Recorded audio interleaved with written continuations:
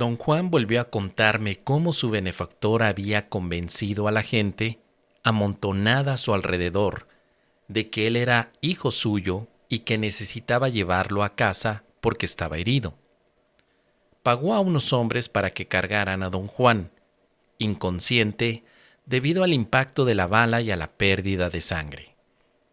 Días después, don Juan recobró el conocimiento y se encontró con un indefenso y amable viejecito y su voluminosa esposa cuidando de su herida. El viejecito dijo que su nombre era Belisario, que su esposa era una famosa curandera y que ambos le estaban curando su herida. Don Juan les dijo que él no tenía dinero para pagarles. Belisario sugirió que cuando se recuperara se podría arreglar alguna forma de pago. Don Juan dijo que estaba totalmente confundido, lo que no era nada nuevo para él. En ese entonces, él apenas tenía 20 años y era un indio imprudente y musculoso, sin sesos, sin educación y con un carácter horrendo. No tenía ningún concepto de la gratitud. Aunque le parecía que era muy amable de parte del viejo y de su esposa el haberlo ayudado, su intención era esperar hasta que su herida sanara y después esfumarse de la casa sin decir ni gracias ni adiós. Cuando se recuperó lo suficiente y estaba listo para huir, el viejo Belisario lo llamó a un cuarto vacío y entre susurros temblorosos le reveló que la casa donde estaban no le pertenecía a él, sino a un hombre monstruoso que lo tenía a él y a su mujer prisioneros.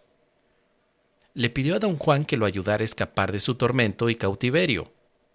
Antes de que don Juan pudiera responder, un verdadero monstruo, como de un cuento de ogros, se precipitó dentro del cuarto como si hubiera estado escuchando tras la puerta. Era de un color gris verduzco. Tenía la cara de un pez y un solo ojo inmóvil en medio de la frente. Era tan grande que apenas cabía en el cuarto. Lanzó un zarpazo a don Juan, siseando como una serpiente, listo para deshacerlo. El susto de don Juan fue tan tremendo que se desmayó al instante. Fue magistral la manera como mi benefactor dio un empellón a mi vínculo con el espíritu, continuó. Claro está que me había hecho entrar en un estado de conciencia acrecentada antes de la entrada del monstruo y lo que en realidad vi, como si fuera un hombre monstruoso, fue algo que los brujos llaman un ser inorgánico, lo cual es simplemente energía sin forma. Don Juan dijo que eran incontables las diabluras que su benefactor hizo a sus aprendices, provocando siempre situaciones chistosísimas pero bochornosas para quienes las sufrían, especialmente para él, cuya seriedad y rigidez lo hacían el blanco perfecto para las bromas didácticas de su benefactor. Agregó, como si acabara de ocurrírsele, que, huelga decirlo, su benefactor era quien se entretenía más que nadie con esas bromas. Si tú crees que me río de ti, lo cual hago, eso no es nada comparado con la forma en que él se reía de mí, continuó don Juan. Mi diabólico benefactor había aprendido a llorar cuando quería ocultar su risa. No te puedes imaginar cómo lloraba al principio de mi aprendizaje. Continuando con su historia, don Juan señaló que su vida nunca fue la misma tras el espanto de ver a ese hombre monstruoso. Su benefactor se las arregló para que así fuera. Don Juan explicó que una vez que un nahual ha puesto en juego los trucos del espíritu, tiene que hacer lo imposible para mantener a sus discípulos en línea, esperando a su discípulo nahual. Este esfuerzo para mantenerlos en carril puede tomar dos rumbos. Puede ser muy fácil, porque el aprendiz es tan disciplinado y sensato que su decisión es todo lo que necesita a fin de entrar al mundo de los brujos, como en el caso de la joven Thalía. O es la dificilísima labor de convencer a un aprendiz que no tiene disciplina ni sensatez. Me aseguró que en su caso, debido a que era un campesino sin prudencia o freno alguno y sin un solo pensamiento en la cabeza, el proceso de mantenerlo en línea adquirió proporciones grotescas. Poco después del primer empellón, su benefactor le propinó un segundo empeñón al mostrar a don Juan su habilidad para transformarse. Un día, cambió de apariencia y se volvió un joven, muy joven. Don Juan fue incapaz de concebir esta transformación de otra manera que no fuera un ejemplo de arte de un actor consumado. ¿Cómo lograba esos cambios?, pregunté. Él era las dos cosas, mago y artista, replicó don Juan. Su magia consistía en transformarse al ver su punto de encaje en una posición que le proporcionaría exactamente el cambio que él deseara. Y su arte era la perfección de sus transformaciones. No entiendo muy bien lo que me está diciendo, dije. Don Juan explicó que la percepción es como la bisagra de todo lo que el hombre es y hace, y que la percepción está regida por la ubicación del punto de encaje. Por lo tanto, si el punto de encaje cambia de posición, la percepción del mundo cambia de acuerdo con ella. Es el cambio de percepción lo que trae el cambio de apariencia. El brujo que sabe exactamente dónde poner su punto de encaje puede transformarse en lo que quisiera. La pericia del nahual Julián para mover su punto de encaje era tal que podía efectuar las transformaciones más sutiles, continuó don Juan. El que un brujo se transforme en cuervo, por ejemplo, es definitivamente una gran hazaña, pero requiere un enorme y por lo tanto tosco movimiento del punto de encaje. Pero transformarse en un hombre gordo o en un hombre viejo es algo que requiere el movimiento más sutil del punto de encaje y el conocimiento más sagaz de la naturaleza humana. Preferiría no pensar o hablar de esas cosas como si fueran hechos, dije. Don Juan rió como si yo hubiera dicho algo chistosísimo. ¿Cuál era la razón de las transformaciones de su benefactor?, pregunté. ¿Lo hacía para divertirse? No seas estúpido. Los guerreros no hacen nada solo para divertirse, respondió. Las transformaciones de mi benefactor eran estratégicas, didácticas por la necesidad, como en el caso de su transformación de viejo a joven. De vez en cuando esas transformaciones tenían consecuencias divertidísimas, pero eso es otro asunto. Le recordé que yo le había preguntado anteriormente de dónde aprendió su benefactor a efectuar esas transformaciones, y que él me había dicho que su benefactor tuvo un maestro, pero no me dijo quién. Le enseñó ese misterioso brujo que está bajo nuestra tutela, replicó don Juan lacónicamente. ¿Quién es ese misterioso brujo?, pregunté. El desafiante de la muerte, dijo y me miró con aire arrogante. El desafiante de la muerte era un personaje muy vívido para todos los brujos del grupo de don Juan. Según ellos, el desafiante de la muerte era un brujo que tenía siglos de edad. Había logrado sobrevivir hasta el presente gracias a su habilidad de mover su punto de encaje. Lo movía de una manera muy específica, dentro de su campo de energía total, a ubicaciones también específicas. Don Juan me había contado asimismo acerca de un acuerdo al que llegaron siglos atrás los videntes de su linaje y el desafiante de la muerte. Un acuerdo en virtud del cual el desafiante les proporcionaba dones a cambio de energía vital. Debido a este acuerdo, lo tenían bajo su tutela y lo llamaban el inquilino. Don Juan me había explicado que los brujos de la antigüedad eran expertos en mover el punto de encaje. Y al moverlo, descubrieron cosas extraordinarias sobre la percepción, pero también descubrieron cuán fácil es perderse en aberraciones. La situación del desafiante de la muerte era, para don Juan, un ejemplo clásico de cómo los brujos se pierden en una aberración.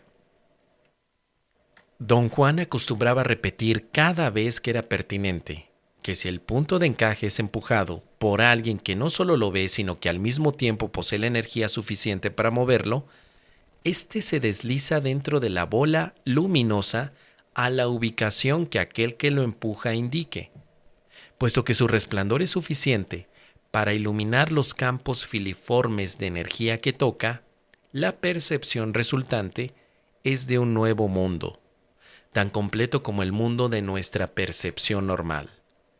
Cordura y fortaleza, por lo tanto, son esenciales en los brujos para tratar con el movimiento del punto de encaje. Continuando con su relato, don Juan dijo que él no tardó en acostumbrarse a la idea de que el viejecito que le había salvado su vida era en realidad un joven disfrazado de viejo. Pero un día, el joven se convirtió otra vez en el viejo Belisario que don Juan conoció en un principio. Él y su mujer, con gran prisa, empacaron sus cosas y se prepararon para partir. Antes de que don Juan pudiera hablarles, aparecieron, de repente, dos hombres sonrientes con un tiro de mulas y cargaron todo. Don Juan rió, saboreando su historia. Dijo que mientras los arrieros cargaban las mulas, Belisario se lo llevó a un lado y le hizo notar que él y su esposa estaban disfrazados otra vez. Él era de nuevo un viejo y su bella mujer era nuevamente una india, irascible y gorda. Yo era un estúpido y estaba en la edad en que solo lo obvio tiene valor, continuó don Juan. Tan solo un par de días antes había visto su increíble transformación en un viejecillo enteco de como 70 años, a un vigoroso joven de cerca de 25, y había aceptado la explicación de que su vejez era solo un disfraz. Su mujer también cambió de una vieja acrimoniosa y gorda a una joven bella y esbelta. Por supuesto, la mujer no se transformó como mi benefactor. Él sencillamente cambió de mujeres. Escondió a la vieja gorda y sacó a la hermosa. Claro está que me pude haber dado cuenta en ese entonces de todas esas maniobras, pero la sabiduría siempre nos llega gota a gota y muy dolorosamente. Don Juan dijo que el viejecito lo abrazó para despedirse y le aseguró que su herida estaba curada, a pesar de que todavía no se sentía del todo bien. Después, con una voz que reflejaba una verdadera tristeza, le murmuró al oído: «Le has gustado muchísimo ese monstruo, tanto que nos ha dejado en libertad, a mí y a mi mujer, y te ha tomado a ti como su único sirviente». Me hubiera reído de él, dijo don Juan, de no ser por unos espantosos gruñidos de animal y un ensordecedor traqueteo de objetos que provenían de las habitaciones del monstruo. Los ojos de don Juan brillaban de deleite. Yo quería permanecer serio, pero no podía contener la risa. Belisario, consciente del estado de pavor de don Juan, se disculpó repetidas veces por el giro del destino que lo había liberado a él y había hecho prisionero a don Juan. Chasqueó la lengua en señal de disgusto y maldijo al monstruo. Con lágrimas en los ojos, enumeró todos los quehaceres que el monstruo exigía todos los días. Y cuando don Juan protestó, Belisario le confió en voz baja que no había forma de escapar, porque el monstruo, además, era un brujo sin par. Don Juan le rogó a Belisario que le recomendara qué hacer, y Belisario le dio una larga explicación sobre el hecho de que los planes solo sirven para lidiar con seres humanos comunes y corrientes. En el contexto humano, por lo tanto, podemos conspirar y planear. Belisario le confesó a don Juan, en un murmullo apenas audible, que con objeto de asegurarse de que el monstruo nunca lo perseguiría, se iba al estado de Durango para aprender brujería. Le preguntó a don Juan si él consideraría lo mismo, es decir, la posibilidad de aprender brujería para liberarse del monstruo. Y don Juan, horrorizado ante el mero pensamiento de la brujería, dijo que no quería tener nada con los hechiceros. Don Juan se apretó los costados riendo y admitió que le divertía imaginar cuánto habría disfrutado su benefactor con un diálogo así entre ellos, en especial cuando él, en un paroxismo de horror, rechazó la invitación, hecha en buena fe para aprender brujería diciendo: «Yo soy un indio, nací para odiar y temer a la brujería». Belisario intercambió miradas con su mujer y su cuerpo empezó a sacudirse como en convulsiones. Don Juan lo observó con más atención y se dio cuenta de que estaba sollozando en silencio, obviamente herido por el rechazo. Su mujer tuvo que sostenerlo hasta que dejó de llorar y recobró la compostura. Cuando ya salían de la casa, Belisario le dio a don Juan otro consejo. Le dijo que debía tener en cuenta dos cosas: que el monstruo aborrecía a las mujeres y que don Juan debía mantenerse muy alerta por si aparecía un reemplazante y sucedía que el monstruo le cobraba precio, al punto de querer cambiar de esclavo. Pero que no pusiera en ello muchas esperanzas, pues iban a pasar años antes de que siquiera pudiera salir de la casa. Al monstruo le gustaba asegurarse de que sus esclavos le eran leales o, cuando menos, obedientes. Don Juan no pudo soportar más. Se desmoronó en llanto y le dijo a Belisario que a él nadie lo esclavizaría. En todo caso, siempre podría suicidarse. El anciano, muy conmovido por ese arranque, confesó haber sentido exactamente lo mismo, pero ¡caramba! El monstruo era capaz de leer los pensamientos y cada vez que intentó quitarse la vida, se lo había impedido de inmediato. Belisario se ofreció otra vez a llevarse a don Juan con él para aprender brujería con la única solución posible. Don Juan le dijo que su solución era como saltar de la sartén al fuego. Belisario empezó a llorar a gritos y abrazó a don Juan. Maldijo el momento en que le había salvado la vida y juró que él no tenía ni la menor idea de que fueran a cambiar puestos. Se sonó la nariz y, mirando a don Juan con ojos ardientes, dijo: «La única manera de sobrevivir es si te disfrazaras. Si no eres listo, el monstruo puede robarte el alma y convertirte en un idiota que solo hace sus quehaceres. ¡Qué lástima que yo no tenga tiempo de enseñarte a ser actor!». Y lloró aún más. Don Juan, ahogado en lágrimas, le pidió que le enseñara cómo disfrazarse, porque él ni siquiera podía concebir lo que era un disfraz. Belisario le confió que el monstruo tenía una muy mala vista y le recomendó experimentar con cualquier ropa que le agradara. Tenía, después de todo, muchos años por delante para probar diferentes disfraces. Abrazó a don Juan en la puerta, llorando abiertamente. Su esposa le tocó la mano a don Juan con timidez y se fueron. «Nunca en toda mi vida he sentido tal pánico y tal desesperación», dijo don Juan. «El monstruo hacía resonar los trastes dentro de la casa como si me esperara con impaciencia. Me senté en la puerta y gemí como perro adolorido. Después vomité de puro miedo». Don Juan dijo que pasó horas sentado allí sin poder moverse. No se atrevía ni a huir ni a entrar. No es exageración decir que estaba al borde de la muerte cuando vio a Belisario moviendo los brazos, tratando frenéticamente de llamarle la atención desde el otro lado de la calle.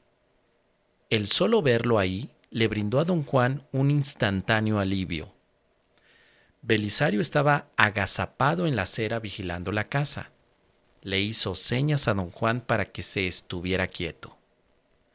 Después de un rato horriblemente largo, Belisario gateó unos cuantos metros y se agazapó otra vez, quedando completamente inmóvil. Así, arrastrándose de esa manera, avanzó hasta llegar al lado de don Juan. Le llevó horas hacer eso. Mucha gente pasó por la calle, pero nadie pareció notar la desesperación de don Juan o las maniobras del viejo. Cuando por fin Belisario llegó a su lado, le susurró que no se había sentido bien al dejarlo como perro atado a un poste. Su esposa no estaba de acuerdo, pero él había regresado para rescatarlo. Después de todo, gracias a don Juan, él había ganado su libertad. Le preguntó a don Juan en un susurro, pero con gran fuerza, si estaba dispuesto a hacer cualquier cosa por salir del atolladero, y don Juan le aseguró que él era capaz de todo. De la manera más cautelosa, Belisario le tendió un atado de ropa. Luego delineó su plan. Don Juan debía ir al ala de la casa más alejada de las habitaciones del monstruo y cambiarse lentamente de ropa, comenzando por quitarse el sombrero y dejando los zapatos para el último. Tenía después que poner toda su ropa en un armazón de madera, una estructura tipo maniquí que debería construir rápidamente tan pronto estuviera dentro de la casa. El siguiente paso consistía en que don Juan se pusiera el único disfraz que engañaría al monstruo, las ropas en el paquete. Don Juan corrió al interior de la casa y preparó todo. Construyó una especie de espantapájaros con los palos que encontró en el patio. Luego se quitó la ropa y la colocó en el armazón. Pero, al abrir el paquete, se llevó la sorpresa de su vida. El paquete contenía ropas de mujer. Me sentí más que estúpido, dijo don Juan, y estaba a punto de ponerme mi propia ropa otra vez cuando escuché los gruñidos inhumanos de ese hombre monstruoso. Yo estaba perdido. Me habían criado en realidad para despreciar a las mujeres y para creer que la única función de la mujer es cuidar al hombre. Ponerme ropas de mujer era para mí tanto como convertirme en mujer. Pero mi miedo era tan intenso que cerré los ojos y me puse la pinche ropa. Miré a don Juan, imaginándolo con ropas femeninas. La imagen era tan ridícula que estallé en carcajadas. Según contó don Juan, cuando el viejo Belisario, que lo esperaba en la acera de enfrente, lo vio con ese disfraz, comenzó a llorar sin control. Sollozando así, guió a don Juan hasta las afueras del pueblo donde su mujer estaba esperando junto con los dos arrieros. Uno de ellos, muy atrevidamente, le preguntó a Belisario si estaba robándose a esa muchacha tan rara para venderla a un prostíbulo. El viejo lloró tanto que parecía estar a punto de desmayarse. Los arrieros no sabían qué hacer con las lágrimas del viejo, pero la esposa, en lugar de apiadarse de don Juan o del pobre viejo, comenzó a carcajearse a su vez sin que don Juan pudiera comprender la razón. El grupo inició el viaje en la oscuridad por caminos poco transitados, con rumbo al norte. Belisario no habló mucho. Parecía estar asustado y a la espera de dificultades. Su esposa peleaba con él constantemente y se quejaba de que ponía su libertad en peligro al llevarse a don Juan con ellos. Belisario le dio órdenes estrictas de no volver a mencionar el asunto por miedo a que los arrieros descubrieran el disfraz de don Juan. Aconsejó a don Juan que mientras no supiera portarse convincentemente como mujer, actuara como una persona un poquito tocada de la cabeza. En pocos días, el miedo de don Juan había disminuido bastante. De hecho, se sentía con tanta confianza que ni siquiera recordaba haber tenido miedo. De no haber sido por la ropa que vestía, hubiera podido considerar toda la experiencia como un mal sueño. Don Juan me aclaró que usar ropas de mujer bajo esas condiciones le produjo una serie de cambios drásticos. La esposa de Belisario lo instruyó con verdadera seriedad en todo lo que corresponde a una mujer. Don Juan la ayudaba a cocinar, a lavar la ropa y a juntar leña. Belisario le rasuró la cabeza y le untó una medicina de olor muy fuerte y desagradable, diciendo a los arrieros que la chica estaba llena de piojos. Don Juan dijo que, como era lampiño, no le fue difícil pasar por mujer, pero se sentía asqueado consigo mismo, con toda esa gente y, sobre todo, con su destino. El acabar usando ropas femeninas y haciendo labores de mujer era más de lo que él podía soportar. Un día explotó. Los arrieros fueron la gota que desborda el vaso. Esperaban y exigían que esa muchacha tan rara los sirviera y los entretuviera como una esclava. Además, lo obligaban a estar siempre en guardia porque, considerándolo mujer, le hacían proposiciones deshonestas en cada oportunidad que tenían. Me sentí impulsado a hacerle una pregunta. ¿Estaban los arrieros en complicidad con su benefactor?, pregunté. No, replicó y comenzó a reír a carcajadas. Eran dos simpáticos muchachos que habían caído momentáneamente bajo su hechizo. Él había alquilado sus mulas para cargar sus plantas medicinales y llevarlas a Durango, pero les dijo que les pagaría muy bien si lo ayudaban a secuestrar a una joven. La única cómplice era la bella y esbelta mujer que se intercambiaba con la india gorda. La naturaleza y el alcance de los actos del nahual Julián me dejaron atónito. Me imaginé a don Juan rechazando proposiciones amorosas y lloraba de risa. Don Juan continuó con su relato. Dijo que el día que explotó se enfrentó al viejo con severidad y le anunció que la farsa había durado bastante y que los arrieros no lo dejaban en paz con sus insinuaciones soeces. Belisario, sin inmutarse, le aconsejó ser más comprensivo porque ya se sabe que los hombres siempre serán hombres, y se echó a llorar a gritos, desconcertando a don Juan por completo, al punto de hacerlo defender furiosamente a las mujeres. Se había apasionado tanto con la condición de la mujer que se asustó a sí mismo. Le dijo a Belisario que de seguir así, terminaría peor que si se hubiera quedado de esclavo del monstruo. Su desconcierto creció aún más cuando el viejo Belisario, llorando sin control, murmuró idioteces. Que la vida era linda, que el poquito precio que teníamos que pagar por ella era una ganga, y que el monstruo podría devorarle el alma de don Juan sin siquiera permitirle suicidarse. «Coquetea con los arrieros», le aconsejó a don Juan en un tono conciliatorio. «Son campesinos primitivos, todo lo que quieren es jugar, así que dales un empujoncito tú también cuando te lo den a ti. Deja que te toquen la pierna. ¿Qué te cuesta?». Y siguió llorando a lágrima viva. Don Juan le preguntó por qué lloraba así. «Porque tú eres perfecto para todo eso», respondió, mientras su cuerpo se retorcía con la fuerza de su llanto. Don Juan le agradeció a Belisario por todas las molestias que se habían tomado por él, añadiendo que ya se sentía a salvo y que quería marcharse. El arte del acecho es aprender todas las singularidades de tu disfraz, dijo Belisario, sin prestar atención a lo que don Juan le estaba diciendo, y aprenderlas también, que nadie podría descubrir que estás disfrazado. Para hacer eso, necesitas ser despiadado, astuto, paciente y simpático.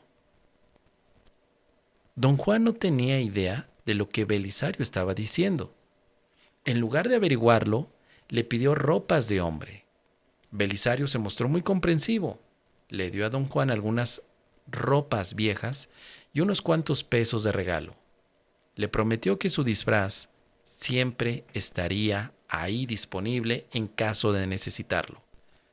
Nuevamente lo instó con vehemencia para que se fuera a Durango con él a aprender brujería y así librarse del monstruo de una vez por todas. Don Juan le dio las gracias, pero se rehusó. Sin decir palabra, Belisario se despidió dándole fuertes palmadas en la espalda repetidas veces. Don Juan cambió de ropa y le pidió a Belisario que le indicara el camino. Este le respondió que el rumbo de la senda era hacia el norte, y si la seguía tarde o temprano llegaría al siguiente pueblo. Agregó que a lo mejor se volvía a cruzar en el camino, ya que todos llevaban la misma dirección, la que los alejara del monstruo. Libre al fin, don Juan se alejó lo más rápidamente que pudo. Debió haber caminado 2 o 3 kilómetros antes de encontrar señales de gente. Sabía que había ido a un pueblo en las cercanías y pensó que quizás podría conseguir trabajo ahí. Se sentó a descansar por un momento, anticipando las dificultades que normalmente encontraría cualquier forastero en un pueblo apartado. De pronto, con el rabillo del ojo, alcanzó a ver un movimiento entre los matorrales que bordeaban la senda. Tuvo la sensación de que alguien lo observaba. Se aterrorizó tanto que saltó y empezó a correr en dirección al pueblo, pero el monstruo le salió al frente y arremetió contra él, tratando de aferrarlo por el cuello. Falló por un par de centímetros. Don Juan gritaba como nunca había gritado jamás.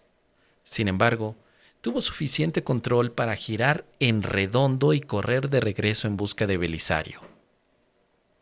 Mientras don Juan corría para salvar la vida, el monstruo iba tras él, abriéndose paso entre los arbustos a solo unos cuantos metros de distancia. Don Juan dijo que nunca en su existencia había oído un ruido más pavoroso. Por fin, vio las mulas moviéndose con lentitud en la distancia y gritó pidiendo auxilio. Belisario, al reconocerlo, corrió hacia él desplegando evidente terror. Le arrojó el paquete de ropas de mujer y gritó: ¡Corre como vieja, tonto! Don Juan admitió no saber cómo tuvo la presencia de ánimo necesaria para correr a la manera de las mujeres, pero lo hizo. El monstruo dejó de perseguirlo. Belisario le indicó que se cambiara apresuradamente mientras él mantenía al monstruo a raya. Sin mirar a nadie, don Juan se unió a la mujer de Belisario y a los sonrientes arrieros, quienes evidentemente nunca se dieron cuenta de que la chica rara era hombre. Nadie dijo una palabra durante días. Por fin, Belisario le habló a don Juan y comenzó a darle lecciones diarias de cómo se comportan las mujeres. Le dijo que las mujeres indias eran prácticas y que iban directamente al grano, pero que también eran muy tímidas y siempre que se sentían acosadas mostraban las señales físicas del miedo en sus ojos oidizos, en sus bocas apretadas y en las dilatadas aletas de la nariz. Todas esas señales iban acompañadas de una terrible obstinación, una testarudez de mula seguida por una risa tímida. Belisario hizo que don Juan practicara esa conducta femenina en cada pueblo por donde pasaban. Don Juan estaba sinceramente convencido que le estaban enseñando a ser actor. Belisario insistía en que le estaban enseñando el arte del acecho.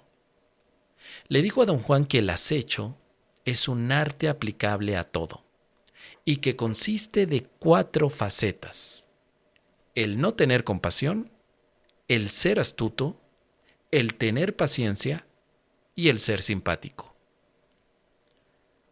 Otra vez sentí el impulso de romper el hilo de su relato. Pero, ¿no es que el acecho se enseña en la conciencia acrecentada profunda? Pregunté. Por supuesto, replicó con una sonrisa. Pero debes entender que para algunos hombres usar ropas de mujer es la puerta de entrada a la conciencia acrecentada. Para mí lo fue. De hecho, vestir a un brujo macho de mujer es más eficaz para entrar a la conciencia acrecentada que empujar su punto de encaje, pero más difícil de ejecutar. Don Juan dijo que su benefactor lo entrenaba diariamente en las 4 facetas, los 4 modos del acecho, e insistía en que don Juan comprendiera que no tener compasión no significa ser grosero, ser astuto no significa ser cruel, tener paciencia no significaba ser negligente, y ser simpático no significaba ser estúpido. Le enseñó que esas 4 disposiciones de ánimo debían ser perfeccionadas hasta que fueran tan sutiles que nadie las pudiera notar. Creía que las mujeres eran acechadoras innatas, y convencido de ello, sostenía que solo en ropa de mujer podía un hombre aprender el arte del acecho. Fui con él a cada mercado de cada pueblo que pasamos y regateaba con todo el mundo, continuó don Juan. Mi benefactor se hacía a un lado y me observaba. No tengas compasión de nadie, pero sé encantador, me decía. Sé astuto, pero muy decente. Ten paciencia, pero sé activo. Debes ser muy activo y simpático y al mismo tiempo aniquilador. Solo las mujeres pueden hacer eso. Si un hombre actúa de ese modo, se le toma por afeminado. Y como para asegurarse de que don Juan se mantuviera en línea, el hombre monstruoso aparecía de cuando en cuando. Don Juan lo alcanzó a ver merodeando por el campo. Lo veía, en especial, después de que Belisario le palmeaba vigorosamente la espalda, supuestamente para aliviarle algún agudo dolor nervioso en el cuello. Don Juan rió diciendo que no tenía la menor sospecha de que con las palmadas lo hacía entrar en la conciencia acrecentada. Nos llevó un mes llegar a la ciudad de Durango, dijo don Juan. En ese mes tuve una pequeña muestra de las 4 disposiciones del acecho. Esto en realidad no me cambió mucho, pero me brindó la oportunidad de tener un indicio de lo que es estar en los zapatos de una mujer.